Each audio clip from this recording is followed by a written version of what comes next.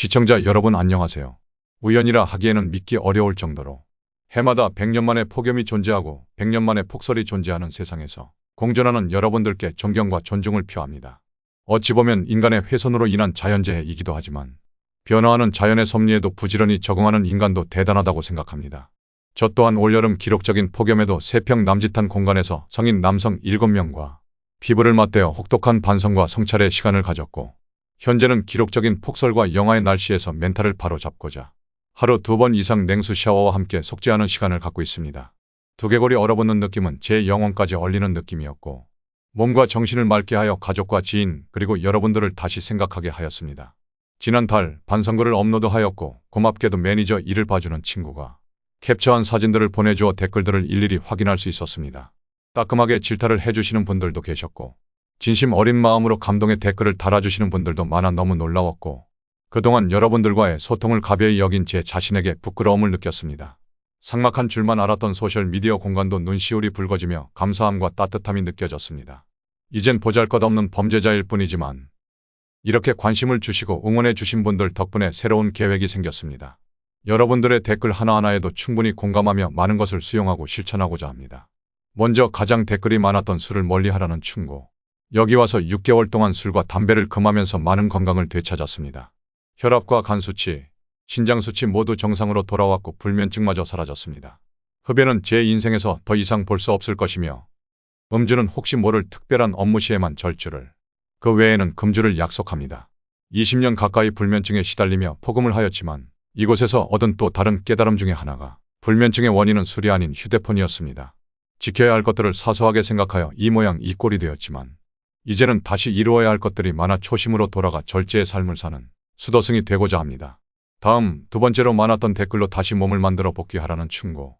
40대가 되어 신체 기능이 떨어지고 꾸준해야 할 시기에 장시간 신체 관리를 못하게 되면서 하루하루 망가지는 제 모습에 절망감을 느꼈습니다. 수감 생활을 하면서 이 안에서 은퇴를 할 수밖에 없는 참혹한 현실을 인정하고 받아들이게 되면서 모멸감과 허탈감마저 들어 우울증과 함께 깊은 딜레마에 빠지게 되었습니다. 실력으로 복귀하기를 원하고 기다려주신다는 분들을 위해서라도 출소 후 다시 한번 의지를 불태워 성실함으로 보답하고 싶습니다. 아니, 제가 유일하게 가장 먼저 해야 할 일이고 출구도 선택의 여지도 없는 마지막 기회라 생각하겠습니다. 기회와 용기를 주셔서 정말 감사합니다. 이곳 서울구치소에는 뉴스를 떠들썩하게 했던 흉악범부터 연예인, 정치인, 기업회장, 경제사범 등 다양한 계층의 수용자들이 성찰의 시간을 갖고 있습니다. 빨간 명찰의 사형수, 노란 명찰의 범죄단체, 파란 명찰의 마약수까지. 낯익은 얼굴의 유명 연예인의 파란 명찰을 보고 오죽했으면 하는 탄식도 나왔습니다. 저 역시 알코올 중독으로 연명한 것처럼 느꼈는데 유명인들의 말 못할 근심은 어디로부터 위로받고 의지할지 잠시나마 잘못된 공감도 해보았습니다. 이곳은 저처럼 나쁜 사람도 많지만 억울한 사람도 많습니다. 그중 다시 사회로 나가면 구속되기 전에 나쁜 일을 어쩔 수 없이 반복해야 한다며 생계를 핑계로 나쁜 일도 합리화시키는 수용자가 있는 반면 사소한 질서부터 법에 위배되는 행동은 절대 하지 않겠다는 수용자도 있습니다. 저 또한 후자의 생각으로 쓰레기 분리수거조차 질서에 어긋나지 않게 할 것이라는 다짐을 했습니다. 여러분들께 전해주고 싶은 깨달음 한 가지는 징역이란 내 자신이 아닌 내 가족과 내 주변인을 힘들게 하는 것이라고 말해주고 싶습니다. 부디 저처럼 바보 같은 행동이나 잘못으로 주변의 소중함을 잃지 않으시길 바랍니다. 아침 일찍부터 아내가 접견을 왔습니다. 한여름에도 춥다고 난리를 치는 아내의 입에서 춥지 않냐는 말에 자꾸 소소한 감동이 느껴졌고 몸에 열이 많은 나조차도 춥다고 느껴지는데 당신은 어느 정도겠냐는 답변과 함께 눈물이 쏟아졌습니다. 지난달에는 친한 후배 2명이 접견을 왔었습니다.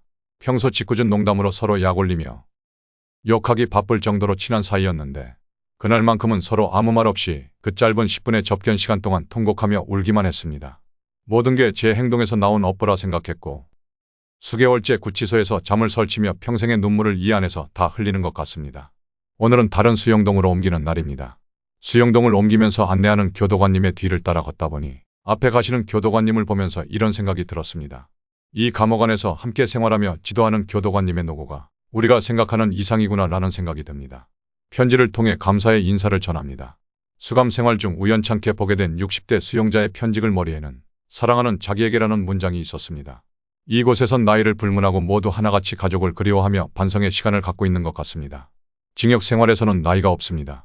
20대의 어린 수용자가 60대 수용자에게 선을 넘거나 무례함을 보여도 아무도 제재할 수 있는 권한이 없습니다. 억울하면 죄를 짓지 말라는 어린 친구의 말이 하나도 틀린 말이 아니어서 자괴감과 함께 깊은 한숨이 나왔습니다.